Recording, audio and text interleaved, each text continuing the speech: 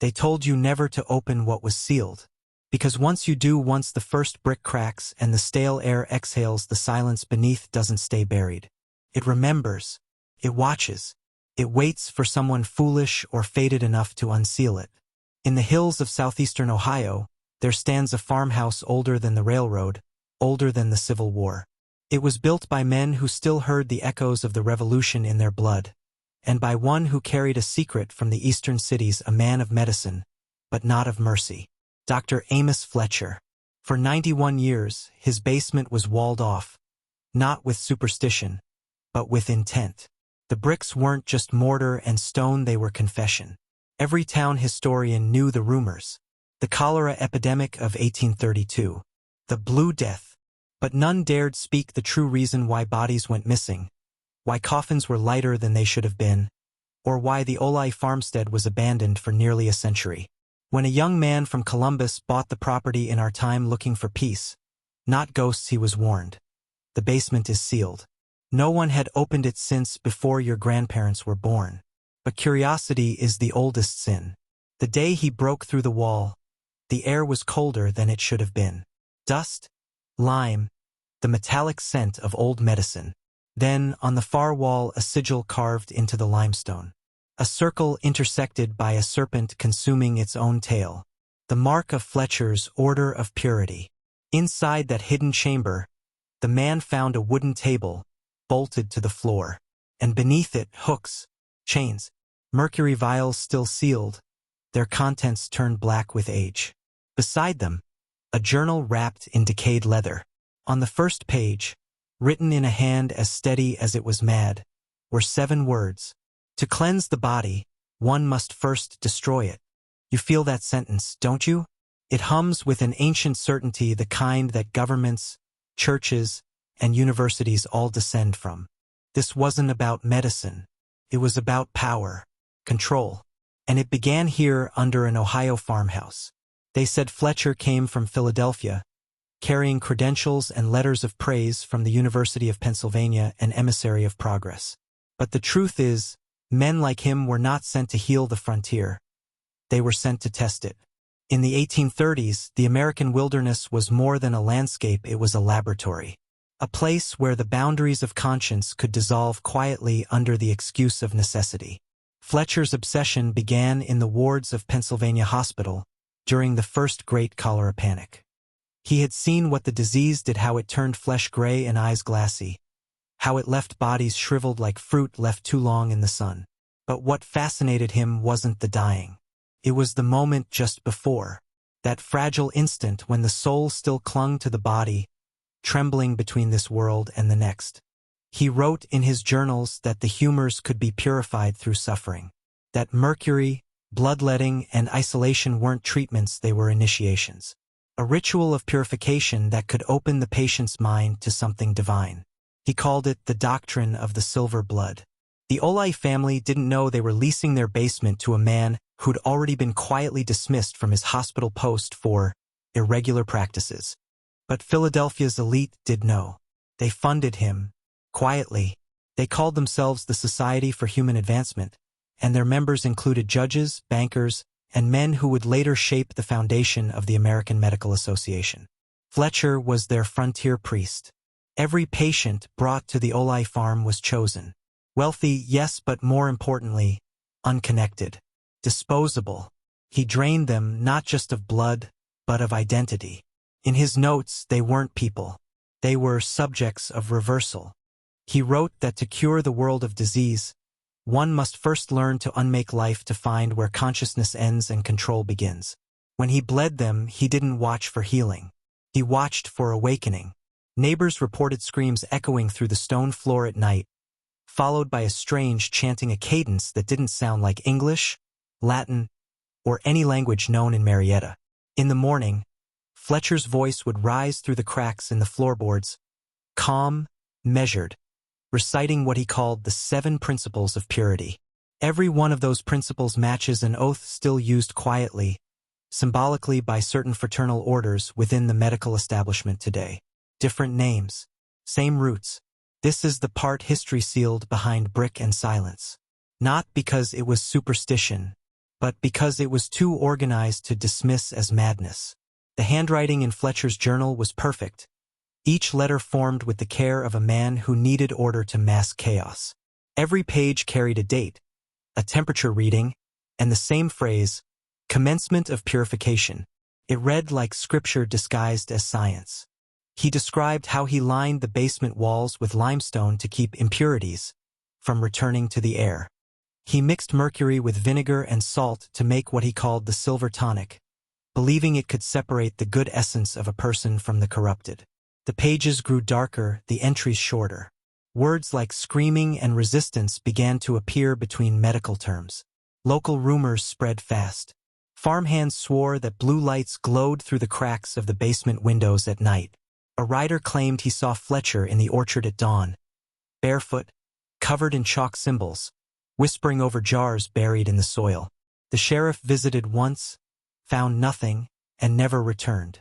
Nobody wanted to disturb a man who could write in the language of medicine because that language sounded like authority.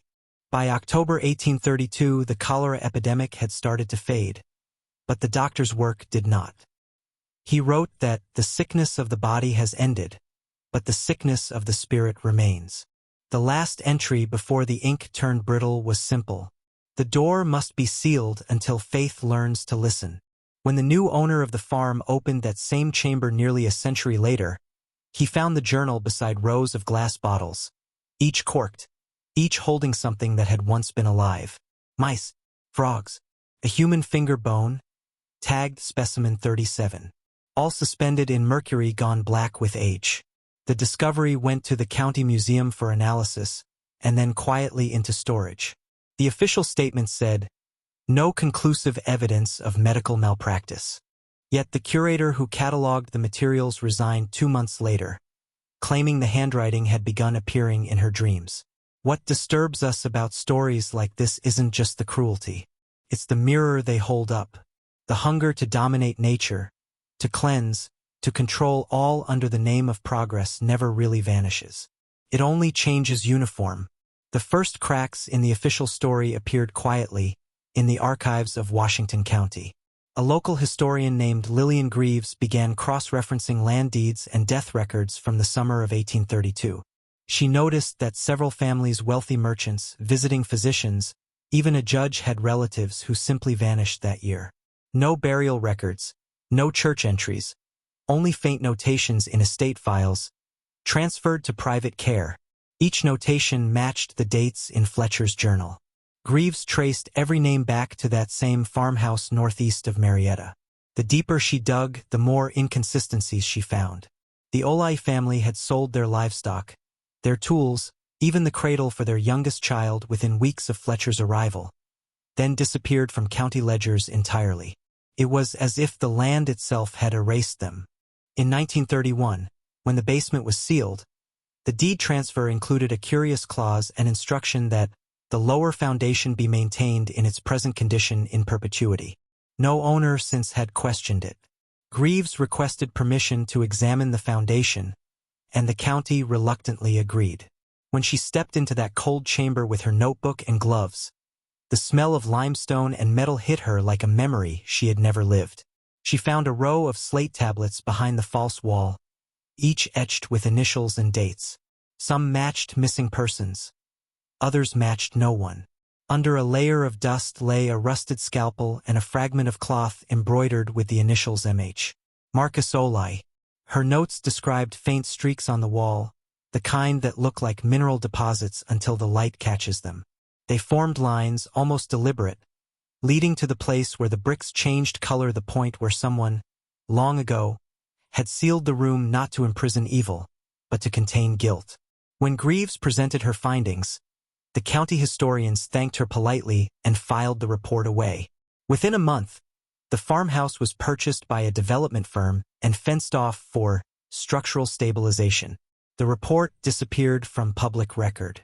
But one photograph remained, a grainy image showing those etched initials, and beneath them a single word, carved so deep it cracked the stone.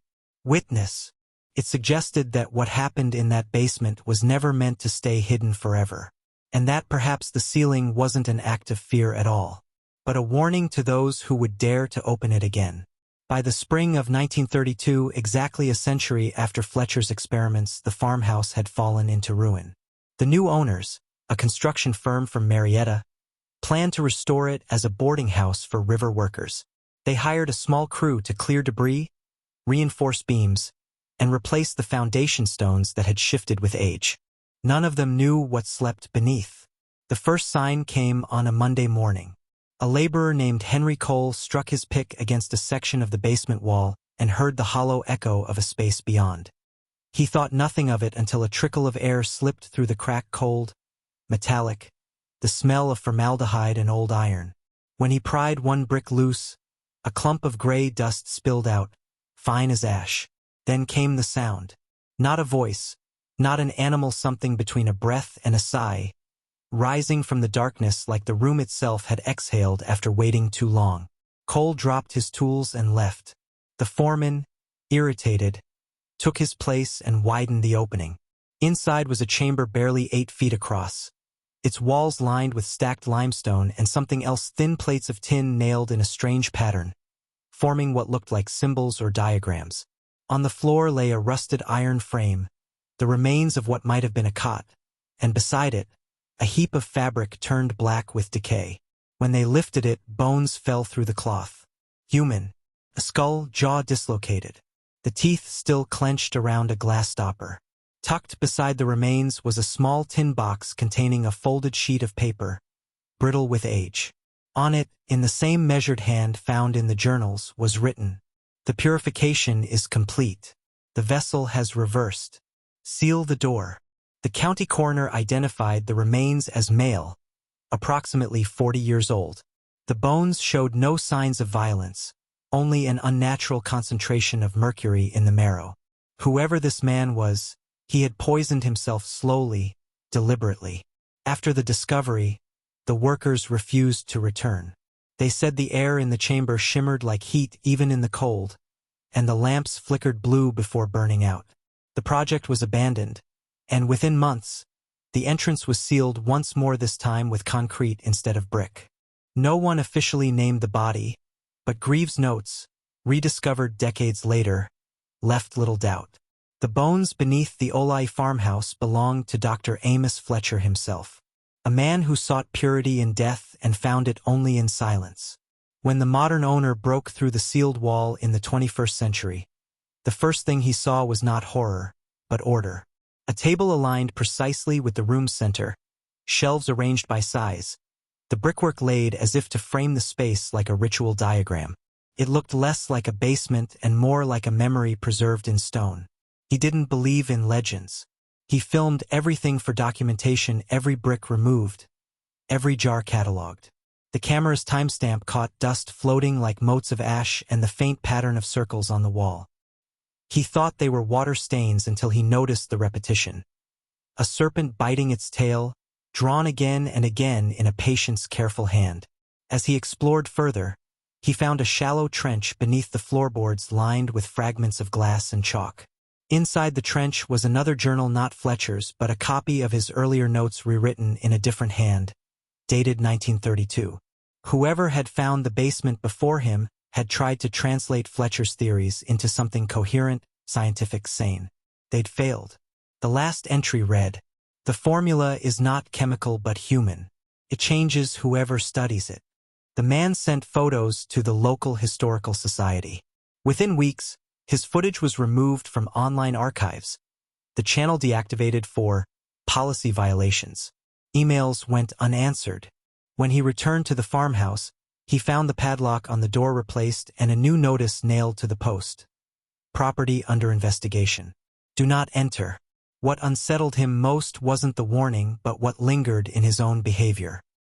He began sleeping in shorter intervals, waking every night at 3:17, the same time stamped on Fletcher's final entry. He caught himself drawing the same circle in the margins of his notepad without remembering when he'd started. Not fear, but fascination had taken root, the same kind that once drove a frontier doctor to believe he could separate body from spirit through calculation alone.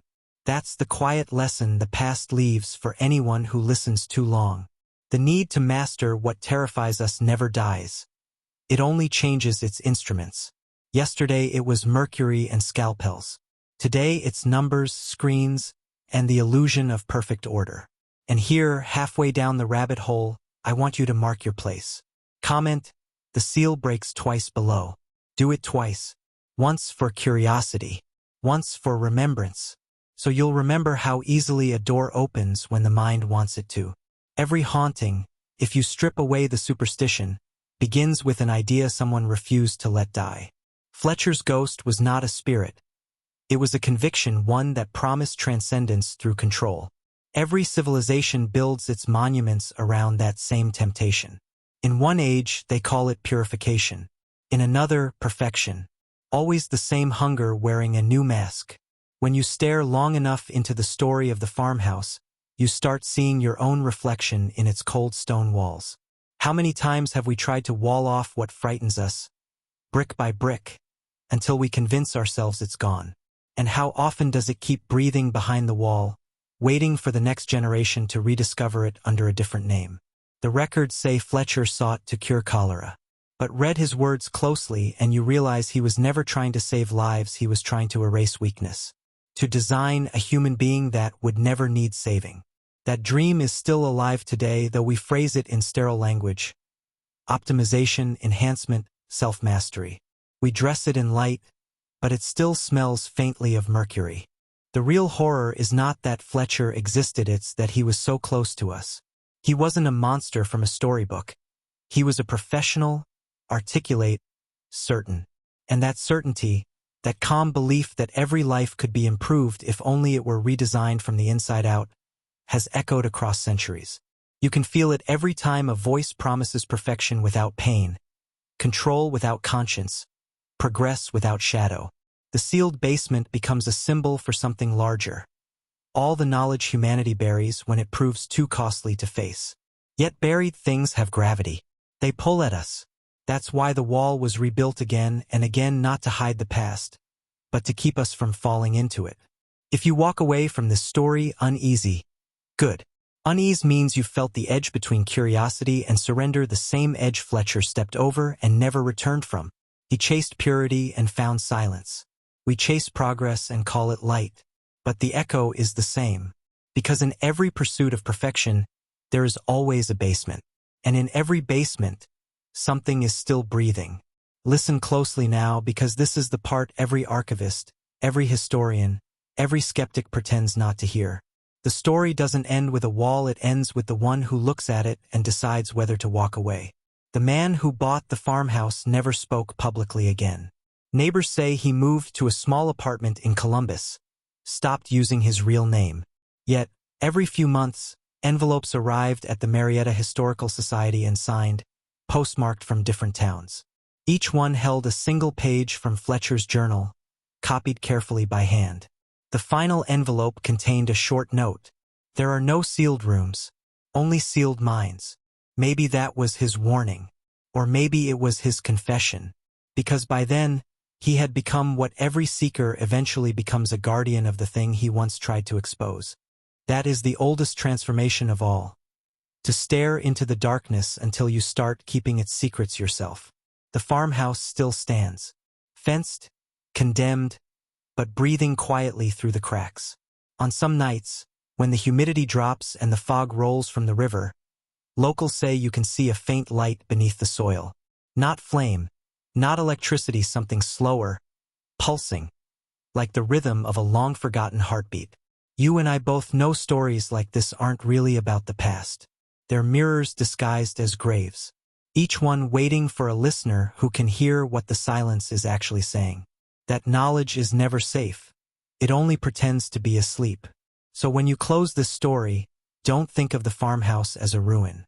Think of it as an invitation, a reminder that every sealed place was once built by hands like ours, chasing the same illusion that we could purify the world without first confronting the shadow inside ourselves. If you remember nothing else, remember this: every discovery carries a cost. Every truth demands a keeper.